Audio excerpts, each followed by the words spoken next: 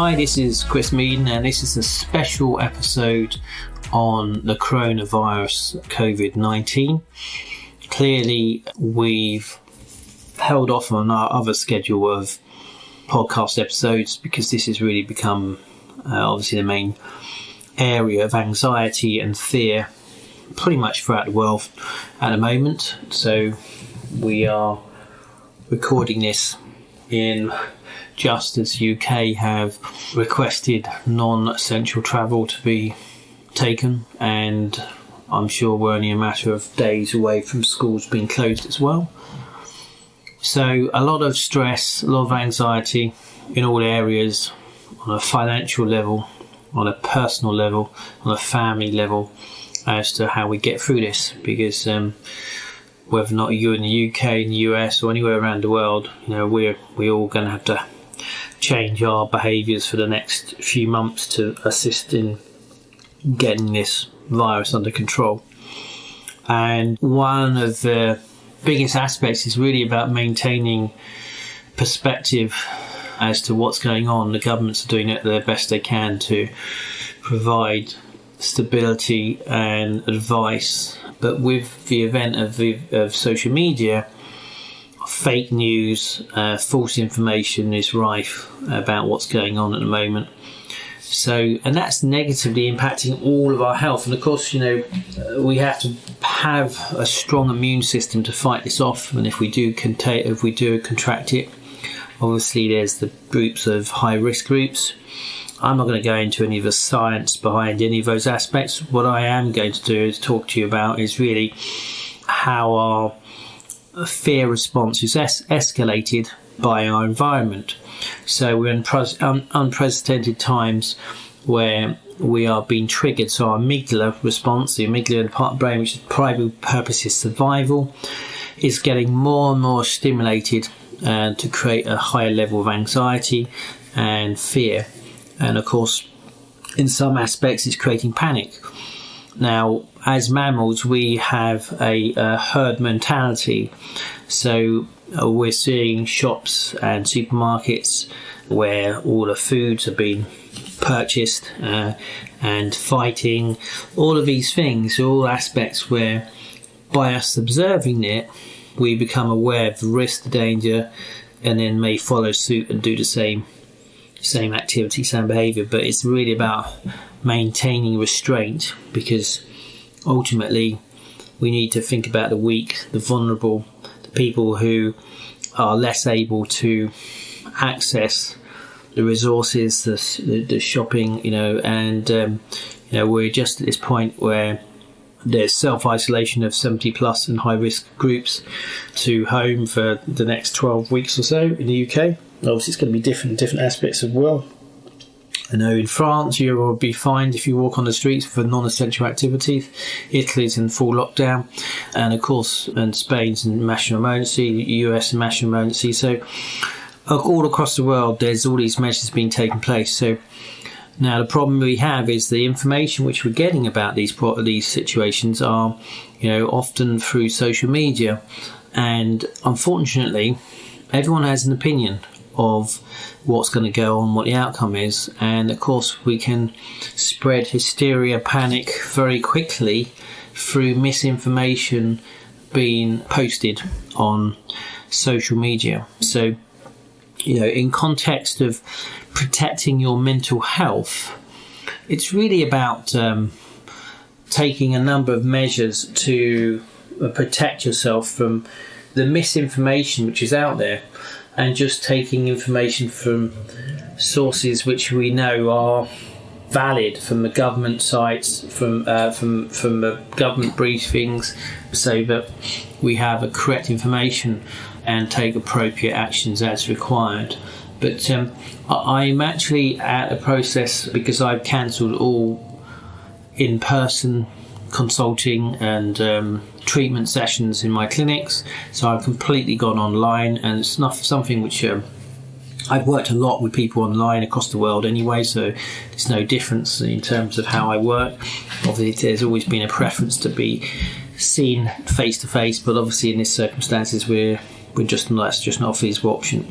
But what I am actually just working through at the moment is so that there will be online workshops, webinars to assist people to desensitize their fear response, their anxieties regarding COVID-19. If you go across to chrismeadenonline.com, you can register for the notifications as and when it's ready. I'm working as much fast as I can to get it up and running, but effectively it's using the various techniques I use, which of course I use all the time for with clients with anxiety and panic attacks, PTSD, to be able to desensitize your amygdala response, because it's not something of the past, it's something which is current, something which is happening now. So every day, every hour, we're getting new information and we're having more responses to that.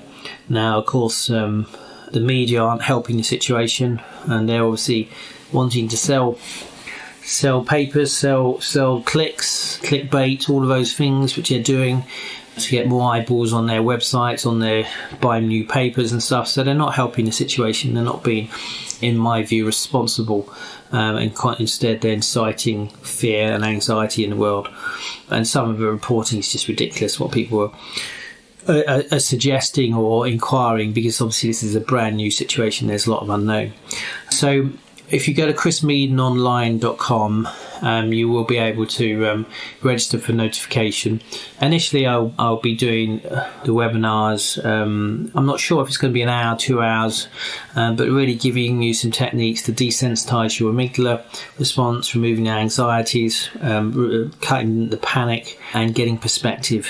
So, one thing is, restrict the time you are having on social media, because ultimately, if you think about it, you need to have like a guardian, a protector from what you allow into your mind, because currently we're being bombarded from news channels, from the papers, from websites, from social media, about all of the scenarios and situations. Some of them valid, some are not valid. Consequently, we have a part of the brain called the reticular activation center, and what that does is it focuses on information on something which we have become aware of.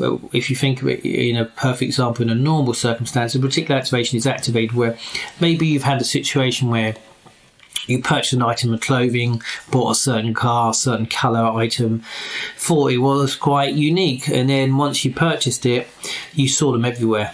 Back the same item of clothing, same colour car, whatever it is. And that's because your brain is tuned in to that particular item of garment, clothing or car, vehicle, whatever it is.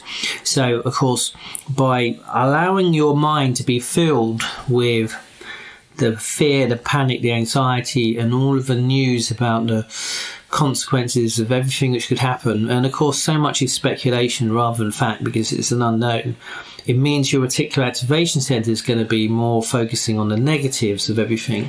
And of course in humanity we are seeing some of the best of humanity, but also some of the worst of humanity. One thing this is really standing out is a real wake-up call for humanity as to how we treated the planet and how we treated each other, and a realisation that we are one in this world and our actions impact that of others around us. Obviously, there's a huge amount of pressure with financial stresses, people losing their jobs, not knowing how to survive, and obviously the governments are doing various stimuli packages, whatever, but of course it's an unknown.